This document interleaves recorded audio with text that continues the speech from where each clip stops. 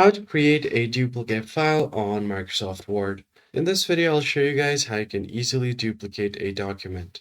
So right here, I've got a blank document. So let's just write something here. So what I'm going to do is write a few stuffs. So just go ahead and find your document. So all right, I've got some text here. So what I'm going to do is save this first.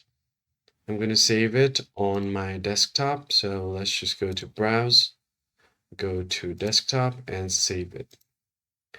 Once the document is saved, if you want to duplicate it, you can copy content of all of your document or select Ctrl+A, Control Copy, and then paste it on another new document. So you can open up a new document by pressing Ctrl, Alt, and N, and another new document will appear. So just press Ctrl+N, another window will pop up on your screen, and you can paste it right here. But if you don't want to do that, what you can do is go to the same document, and all you have to do here is simply go ahead and save it.